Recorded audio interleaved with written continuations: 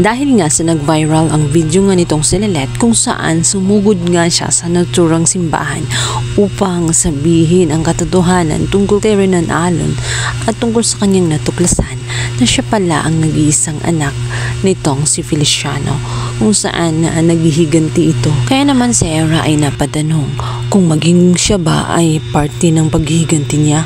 Ngunit dahil sa mautak nga itong si Attorney Renan ay hindi niya aaminin at talagang maghahanap siya ng alibay para lamang malusutan sa pangatlong pagkakataon ang bagay na unti-unti na ngang umaalingasaw ang baho na tinatago-tago niya sa pag-aakala niya na panalong-panalo na siya dahil sumunod na nga sa kanya itong si Era, ngunit hanggang doon lang pala dahil matutuldukan na ang lahat.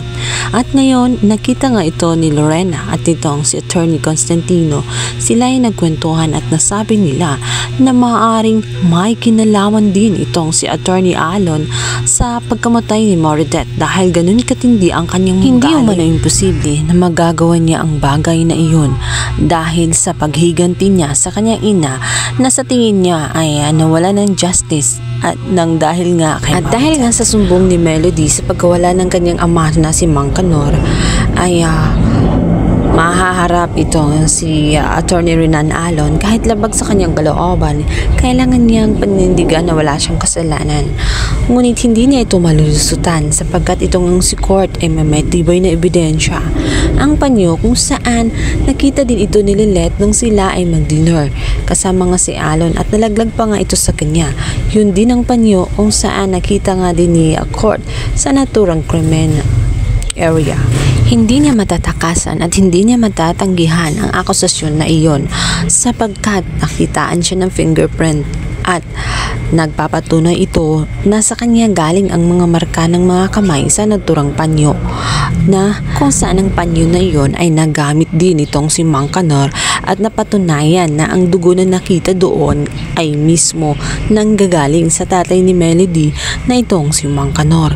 Kaya naman walang lusot ngayon itong si Attorney Renan Alon, pagbabayaran na nga niya ang kasalanan na kanyang ginawa.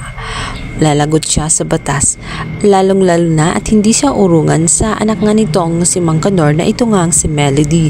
Sa kabilang banda, sa bahang nitong si Trixie ay naharang naman ng kanyang ina.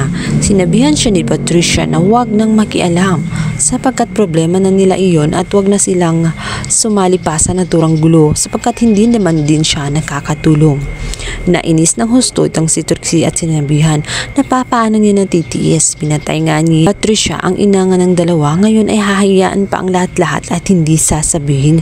Napatanong tuloy si Trixie kung natatakot ba siya na maging ang kanyang lihim ay mabunyag din kung saan siya nga ang naturang pumatay kay Morideth. Hindi na nga malayong mauungkat.